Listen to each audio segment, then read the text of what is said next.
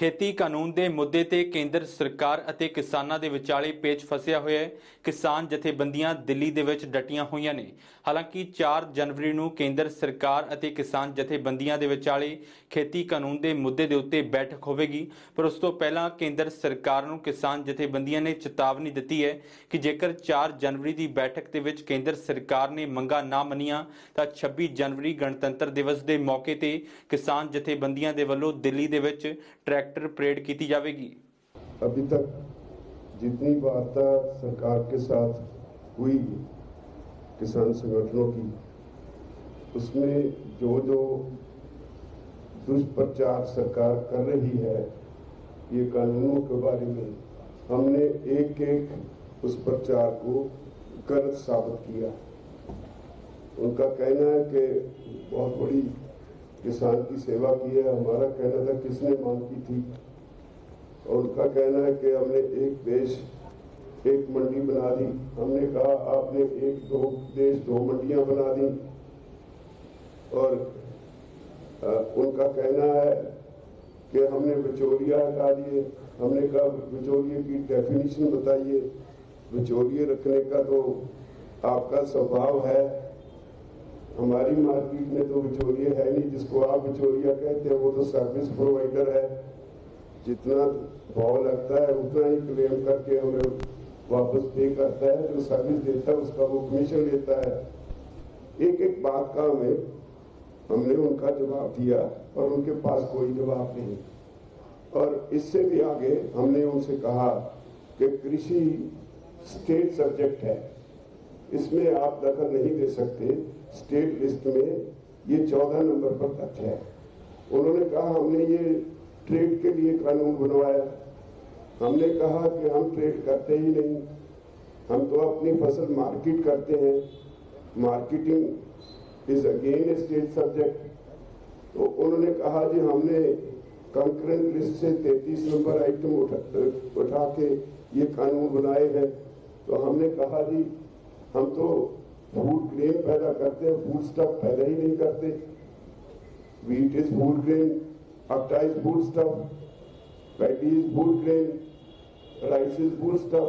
अब food stuff पे कानून बना सकते हैं, लेकिन फूड ग्रेन पे तो बना नहीं सकते। आपने ये स्टेट सब्जेक्ट में दखल क्यों दिया? तो अब सरकार के पास जवाब कोई है नहीं, इधर उधर का दुष्प्रचार किया जा रहा है। तो हमारी मांग है कि जितनी देर तक ये कानून आप रिपील नहीं करते उतनी देर तक हम बैठे हैं। और बड़ा साफ स्पष्ट कह दिया है कि we were peaceful, we are peaceful, we will be peaceful. यह हम गारंटी देते हैं। पिछले 3-4 महीने से पहले रेलवे लाइंस पे बैठे थे, अब यहाँ आके बॉर्डर्स पे बैठे हैं। हम पीसफुल रहे हैं, एक पत्ता तक नहीं तोड़ा, किसी को कोई कष्ट नहीं दिया, बल्कि हम अपने दिल्ली के भाइयों को बार बार बुलाते हैं। कल नया साल था, हमने कॉल दी कि आइए हम सब इकट्ठे मिलकर नया साल मनाएं। तो सरकार हर धर्मी में फंसी हुई है। ईगो प्रॉब्लम हो गई है सरकार को कि अगर उनको ये कानून वापस लेने पड़ते हैं तो बहुत शायद उनकी फजीहत होगी, इसलिए फंसी हुई है सरकार। और हमने बड़ा स्पष्ट कह दिया कि जब तक आप ये कानून वापस नहीं लोगे उस वक्त तक हम पीसफुली बैठे रहेंगे। और पंजाब से, हरियाणा से, उत्तराखंड से, यूपी से, राजस्थान से, मध्य प्रदेश से किसान दिल्ली के इर्द गिर्द के किसी न किसी नाके पे बैठे हैं। बाकी देश के हर कैपिटल में या कहीं डिप्टी कमिश्नर के ऑफिस में जगह जगह पे किसान सारे देश में इसका विरोध कर रहे हैं। जब भी यहाँ से कोई कॉल जाती है सारा देश उसमें एक्टिवली पार्टिसिपेट करता है। और सारा देश परेशान है सरकार के ये इन कानूनों से। इन रियल सेंस वो कॉर्पोरेटाइजेशन ऑफ एग्रीकल्चर करना चाहते हैं, जो हम नहीं होने देंगे। इसलिए हमारा ये आंदोलन जारी है और जारी रहेगा जब तक ये कानून वापस नहीं होते। मैं इस आंदोलन में आज तक जो हुआ उस पर नहीं जाता हूँ, सब पता है आपको। इस आंदोलन में दिल्ली के इर्द गिर्द 5 नहीं 6 नाके लगे हुए हैं और देश भर में 100 के करीब पक्के धरने चल रहे हैं। ये एक जानकारी के लिए। अभी हमारा बातचीत का एक दौर हुआ, 4 तारीख को फिर बातचीत है, 5 तारीख को सुप्रीम कोर्ट में हियरिंग है।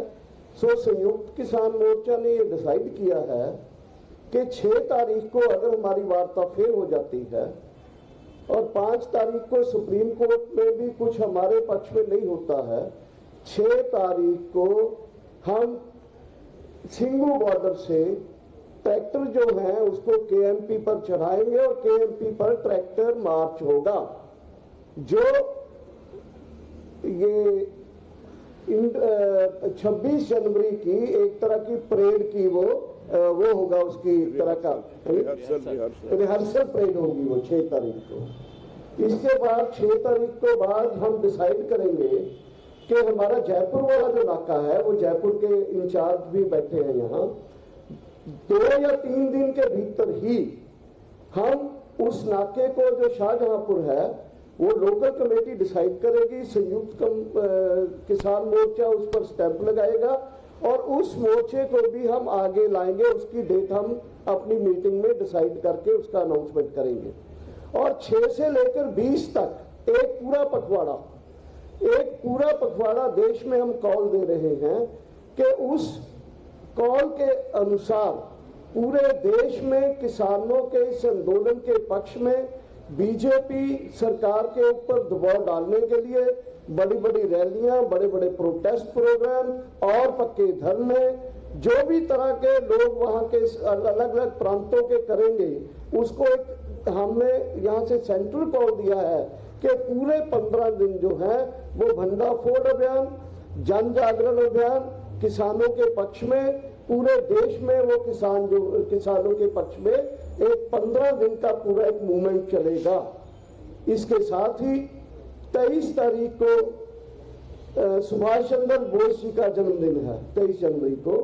तो हमने फैसला किया है कि 23 जनवरी को पूरे देश में हमने कॉल दिया है लोगों को कि बड़े बड़े प्रोग्राम करके गवर्नर हाउसेज जो है, गवर्नर हाउसेज की तरफ मार्च करो, क्योंकि सेंट्रल गवर्नमेंट के जो सिंबल है, आइकन है, रिप्रेजेंटेटिव्स हैं, वो प्रांतों में गवर्नर्स हैं। और इसके साथ ही हमने तय किया है कि 26 जनवरी इस बार का जो गणतंत्र दिवस है, पूरे देश में किसान अपनी अगुवाई के तले उस गणतंत्र दिवस को अपने ट्रैक्टर और व्हीकल परेड करके उसको मनाएंगे। 26 जनवरी को हमारा कॉल है कि दिल्ली के इर्द गिर्द जितने भी नजदीक के सिटीज हैं वो आए, 25 तक यहाँ पहुंचे और 26 को दिल्ली में हमारे ट्रैक्टर फ्लैग्स लगा के दिल्ली में परेड करेंगे। जो केएमपी की परेड है, रिहर्सल परेड है, ऐसी और भी परेड अलग अलग जगह होंगी, लेकिन फाइनल परेड 26 को दिल्ली में होगी। और पूरे देश में कॉल है, पूरे देश में जिस प्रांत में कम ट्रैक्टर हैं वहां ट्रैक्टर के साथ व्हीकल मार्च, और जहां ट्रैक्टर ज्यादा है ट्रैक्टर व्हीकल मार्च। और वो मार्च को हमने दिया है नाम कि सिटी स्टेट का कैपिटल में और डिस्ट्रिक्ट का हेडक्वार्टर्स में सारे देश में ट्रैक्टर किसान परेड के नाम से पूरा देश ये 26 जनवरी को किसानों के पक्ष में, 26 जनवरी को संविधान दिवस के ऊपर पूरे देश में हमारे जो लोग हैं एक जन जागरण का क्लाइमेक्स में वो जो है एक करेंगे, परेड करेंगे। इसके साथ ही 18 तारीख को ही जनवरी को हमने कॉल दिया है कि महिला किसान दिवस में, क्योंकि बहुत सारे हमारे बॉर्डर्स के ऊपर महिलाएं आ रही हैं, उनका ये डिमांड भी है कि इसको सेंट्रल कॉल दो ताकि पूरे देश में उस दिन महिलाओं जो किसानों के पक्ष में और किसान हैं, पूरा महिला किसान दिवस के रूप में 18 तारीख को एक कॉल दिया है। सो 26 तारीख तक का ये कॉल है, ये संयुक्त किसान मोर्चा की तरफ से ये प्रोग्राम्स हमने दिए, वो मैं आपसे शेयर कर रहा हूँ। धन्यवाद। ਇੱਥੇ ਰੁਕਦੇ ਹਾਂ ਛੋਟੇ ਜਿਹੇ ਬ੍ਰੇਕ ਦੇ ਲਈ। ਬ੍ਰੇਕ ਤੋਂ ਬਾਅਦ ਤੁਹਾਨੂੰ ਸੁਣਾਵਾਂਗੇ ਕਿ ਕੇਂਦਰ ਸਰਕਾਰ ਤੇ ਕਿਸਾਨ ਜਥੇਬੰਦੀਆਂ ਨੇ ਕੀ ਲਾਏ ਨੇ ਵੱਡੇ ਇਲਜ਼ਾਮ।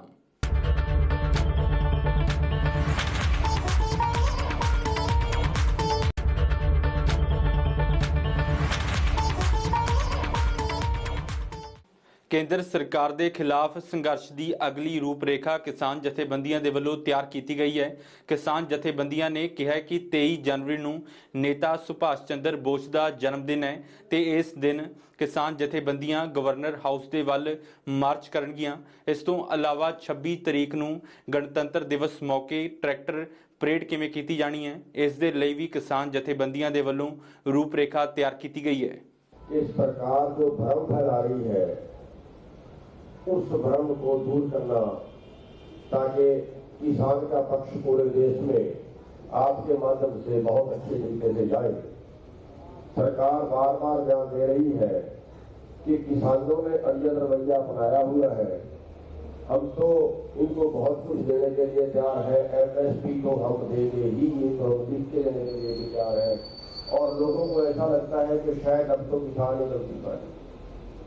लेकिन आपको बता दें कि हमने 8 तारीख की मीटिंग में अमित शाह जी के आगे सवाल किया था कि क्या आप MSP पर जो आप MSP 23 फसलों का तय करते हैं, क्या आप उन 23 फसलों को खरीदने के लिए तैयार हो सारे देश से जितनी पैदा होती है?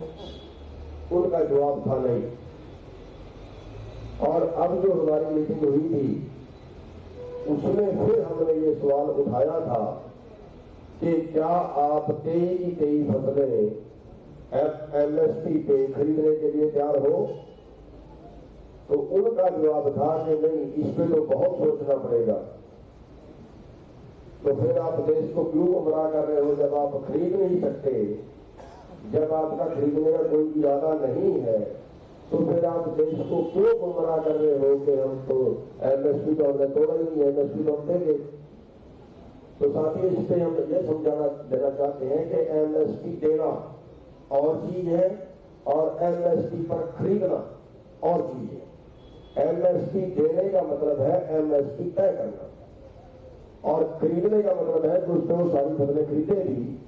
जो आज का आंकड़ा सामने आ रहा है वो आप देखिए, पूरे देश में उन्होंने 1 क्विंटल मक्का नहीं खरीदा, और पूरे देश का जो मक्के का रेट रहा वो 800 से 1100 रुपए के बीच बिका, और MSP मक्के का 1850 रुपए। बल्कि यहां तक हुआ कि हरियाणा में कह के मक्का बिकवाया गया कि आप बीजिए, हम 7000 रुपया अलग से भी देंगे। कुछ नहीं किया गया। और ऐसे ही पूरे देश में जो आंकड़ा निकल के सामने आ रहा है वो ये है कि पिछले 15 साल में 45 लाख रुपया MSP से कम हमें मिला। यानी अगर आज का हिसाब लगाएं, आज के टाइम में 3 लाख करोड़ से 4 लाख करोड़ के बीच हर साल MSP से कम मिलता है किसानों को, और ये हमारा अधिकार है। ये नहीं है कि ये हम कुछ अलग से मांग रहे हैं, ये हमारी कोई एक्स्ट्रा मांग है, एक्स्ट्रा मांग नहीं है। ये तो सरकार MSP 1967 से लेके तय कर रही है, लेकिन तय कर रही है, केवल खरीद उससे नहीं रही है। तो ये एक बड़ा घाटा जो किसान देश के किसान को जा रहा है, जिसके लिए हम मांग कर रहे हैं कि इतना घाटा देश के किसान को हर साल MSP की वजह से हो रहा है। ये हमारा अधिकार है जो सरकार के नियम ना होने की वजह से हम लुट रहे हैं। उसके नियम बनाए, एक कानून बनाए कि चाहे प्राइवेट खरीदे, सरकार खरीदे, कोई खरीदे, लेकिन हमें न्यूनतम समर्थन मूल्य हमारी जेब में जरूर जाना चाहिए। और उससे सरकार टाल मटोल कर रही है, उसके ऊपर कोई उन्होंने जवाब नहीं दिया। केवल उन्होंने कहा कि हम कमेटी बना देंगे, कमेटी के नाम से वो टालना चाह रहे हैं।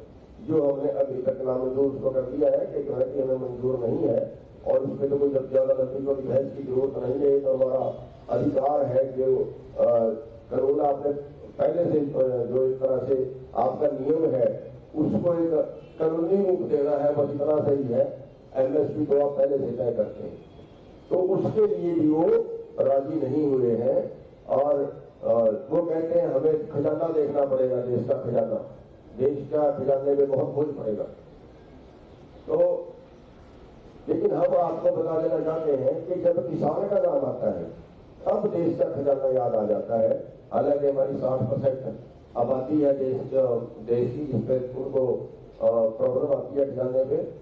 जब कहीं पिछले साल 5 लाख करोड़ निकाल के उन्होंने बांट दिया देश के कारपोरेट को पिछले साल, और अभी तक 15 लाख करोड़ का देश का एनपीए हो चुका है जो पूंजीपतियों का है, उसको वसूलने कोई इंतजाम नहीं किए। तो मतलब जब किसान का नाम आता है तब उनको दिक्कत आती है। तो एमएसपी पे हमारा स्पष्टीकरण ये है, कुल मिला के स्पष्टीकरण ये है कि हमारा जो उत्पाद है आज के टाइम में 3 लाख करोड़ से 4 लाख करोड़ के बीच हमें नुकसान हो रहा है, जो हमारा अधिकार है, लेकिन सरकार उसको लूट रही है और नहीं दे रही। इस आंदोलन में भी अभी तक उस पर उन्होंने कोई स्पष्टीकरण नहीं दिया, अभी तक वो बात नहीं बनी। धन्यवाद। ਇੱਥੇ ਰੁਕਦੇ ਹਾਂ ਛੋਟੇ ਜਿਹੇ ਬ੍ਰੇਕ ਦੇ ਲਈ। ਤੁਸੀਂ ਦੇਖਦੇ ਰਹੋ ABP ਸਾਂਝਾ।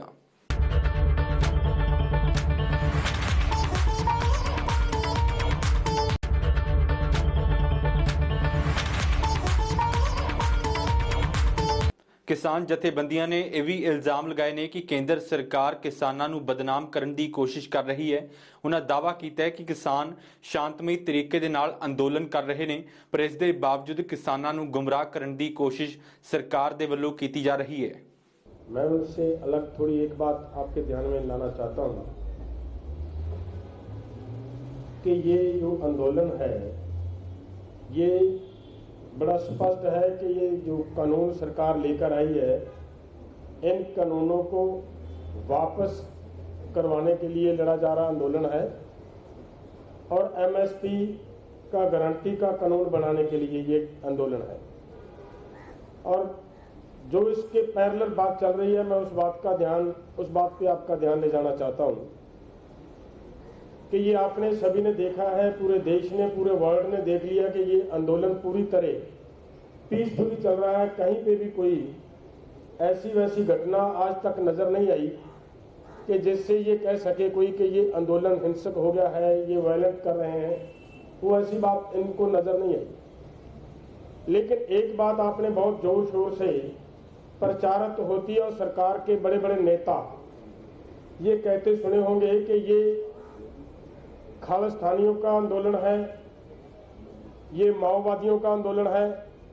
एक बार ये भी कहा कि केवल पंजाब के लोगों का आंदोलन है, फिर ये कहना शुरू किया कि ये केवल पंजाब और हरियाणा का आंदोलन है, फिर ये कहना शुरू किया कि ये केवल उत्तर भारत का आंदोलन है, चाइना पाकिस्तान। तरह तरह के इन लोगों ने इस आंदोलन को बदनाम करने के लिए यत्न किया। और मैं धन्यवाद देता हूं आप सभी पत्रकार भाइयों का, आपके मीडिया वालों का। आपने उस बात को अच्छी तरह, हमारी बात को लोगों के सामने लेकर गए और आपके माध्यम से ये बात उनकी जो वो झूठ बोलकर ये कह रहे थे कि ये खालिस्तानी है, उस दिन आपने ये क्लियर कर दिया कि नहीं, कहीं ना कहीं इसी आंदोलन के दौरान टिकरी बॉर्डर पे पूजा की गई है देवी देवताओं की, जो हिंदू धर्म से बिल्कुल मिले हुए हैं। वो हुआ वहां पे, तो वो उनकी वो बात आप लोगों ने स्पष्ट कर दी कि ये नहीं, ये खालिस्तानी नहीं है, यहाँ पे पूजा पाठ करने वाले दूसरे लोग भी बैठे हैं।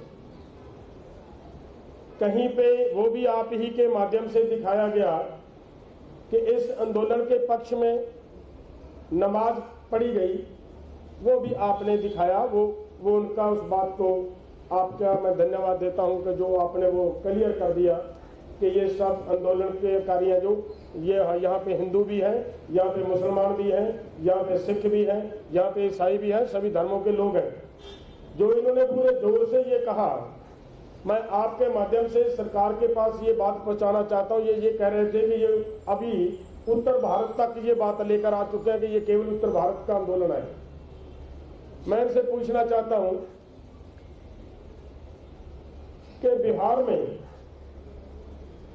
अगर लाठीचार्ज किया सरकार ने, वो किस पर किया है? वो किसान नहीं थे क्या?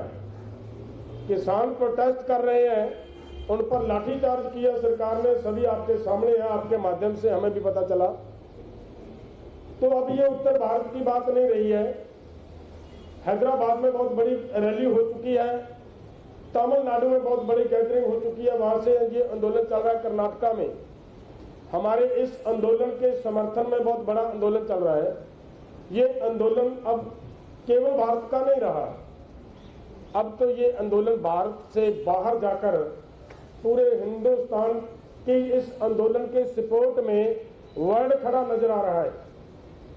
बाहर के लोग यहां तक कि हमारी मानयोग यूएनओ ने भी हमारी सरकार को फिटकार लगवा दी है कि आप क्या कर रहे हो, ये कैसा काम हो रहा है भारत में।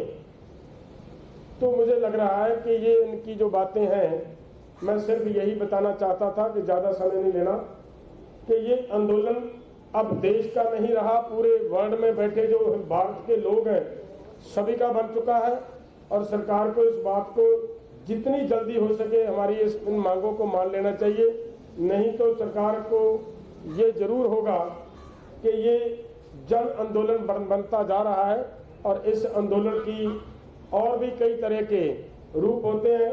सरकार को कहीं राजनीतिक पॉलिटिकल नुकसान उठाना भी पड़ सकता है अगर ये, लेकिन हमारा निशाना केवल किसानों की मांगे लेना है। यहां पर हम फिर से क्लियर कर दें, हमारा आंदोलन का निशाना केवल किसानों की मांगे लेना है। और सरकार जितना इसको लंबा खींचने का प्रयास कर रही है, इस आंदोलन में तरह तरह के शरारती तत्व भेजे जा रहे हैं, उनकी कोशिश ये है कि अगर लंबा खींचेंगे तो ये आंदोलन ऐसे ही कैसे बिखर जाएगा। लेकिन दूसरा रूप ये भी है कि अगर लंबा खींचेगी सरकार तो इस सरकार को इसका पॉलिटिकल नुकसान भी हो सकता है। सरकार को इस बात को ध्यान रखना चाहिए और सरकार को किसानों की मांगे मान लेनी चाहिए जल्दी, क्योंकि सरकार के खिलाफ अब पूरा हिंदुस्तान, पूरा वर्ल्ड खड़ा हो रहा है। धन्यवाद। फिलहाल ਦੇ ਲਈ ਬਸ ਨਹੀਂ ਤੇ ਇਸ ਦੇ ਨਾਲ ਹੀ ਦੇਸ਼ ਦੁਨੀਆ ਤੇ ਪੰਜਾਬ ਦੀ ਹਰ ਵੱਡੀ ਖਬਰ ਦੇ ਲਈ ਤੁਸੀਂ ਦੇਖਦੇ ਰਹੋ ABP ਸਾਂਝਾ।